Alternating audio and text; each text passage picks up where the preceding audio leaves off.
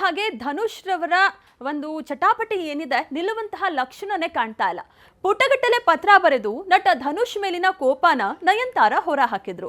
ಆದ್ರೆ ನಯನತಾರ ಆರೋಪಕ್ಕೆ ನಟ ಧನುಷ್ ಏನಾದ್ರೂ ಒಂದು ಉತ್ತರ ನೀಡಬೇಕಲ್ವಾ?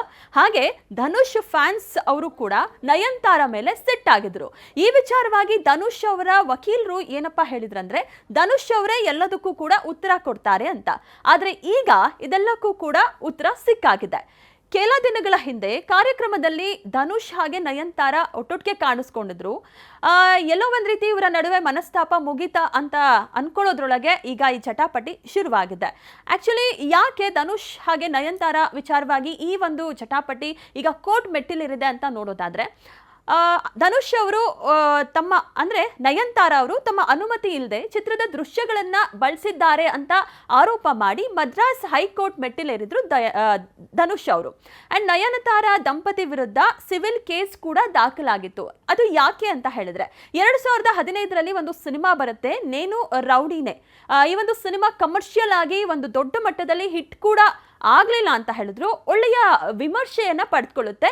ಈ ಒಂದು ಸಿನಿಮಾವನ್ನ ಡೈರೆಕ್ಟ್ ಮಾಡಿದವರು ವಿಘ್ನೇಶ್ ಶಿವನ್ ಅವರು, ನಯನತಾರರವರ ಪತಿ. ಜೊತೆಗೆ ಈ ಸಿನಿಮಾದಲ್ಲಿ ವಿಜಯ್ ಸೇತುಪತಿ ಅವರು ನಯನತಾರಾಗೆ ಹೀರೋ ಆಗಿ ಕಾಣಿಸ್ಕೊಂಡಿದ್ರು. ಸೊ ಈ ಸಿನಿಮಾದಲ್ಲಿ ವಿಜಯ್ ಸೇತುಪತಿ ಮತ್ತೆ ನಯನತಾರ ಕಾಂಬೋ ಕೂಡ ವರ್ಕೌಟ್ ಆಗಿತ್ತು. ಅಂಡ್ ಈ ಚಿತ್ರದ ನಂತರ ನಯನತಾರ ಹಾಗೆ ವಿಘ್ನೇಶ್ ಶಿವನ್ ಪ್ರೀತಿಯಲ್ಲೂ ಕೂಡ ಬಿದ್ರು. 8 ವರ್ಷದ ಡೇಟಿಂಗ್ ನಂತರ 2 ವರ್ಷದ ಹಿಂದೆ ಮದುವೆ ಕೂಡ ಆದ್ರು. ಎಲ್ಲೋ ರೀತಿ ಇವರಿಬ್ಬರ ಕನೆಕ್ಷನ್ಗೆ ಕಾರಣವಾಗಿದ್ದು ಕೂಡ ಅದೇ ಸಿನಿಮಾ. ಈಗ ಧನುಷ್ ಹಾಗೆ ನಯನತಾರ ನಡುವೆ ಒಂದ್ ರೀತಿ ಚಟಾಪಟಿ ಏರ್ಪಡೋದಕ್ಕೆ ಕಾರಣ ಆಗಿರೋದು ಕೂಡ ಅದೇ ಸಿನಿಮಾ.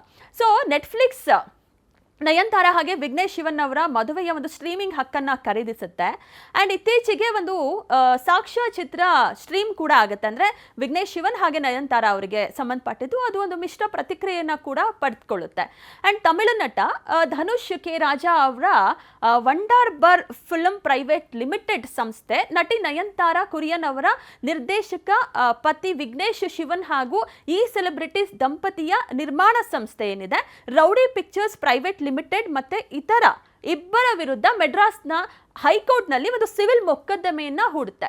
ಅಂದ್ರೆ ತಮಿಳು ಸಿನಿಮಾದ ನಾನುಂ ರೌಡಿದಾಗೆ ಸಂಬಂಧಪಟ್ಟಂತಹ ಕೆಲವೊಂದು ದೃಶ್ಯಗಳನ್ನ ಇವರು ಬಳಸ್ಕೊಂಡಿದ್ದಾರೆ, ಕೇಸ್ ಅನ್ನ ದಾಖಲಿಸಿದ್ರು ಕೂಡ.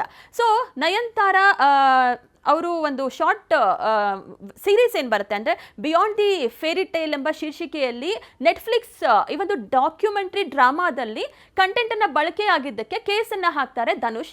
ಈ ವಿಚಾರವಾಗಿ ನಯನತಾರ ಒಂದಷ್ಟು ವಿಚಾರಗಳನ್ನು ಅವ್ರ ಹತ್ರ ಹಂಚ್ಕೊಳ್ತಾರೆ.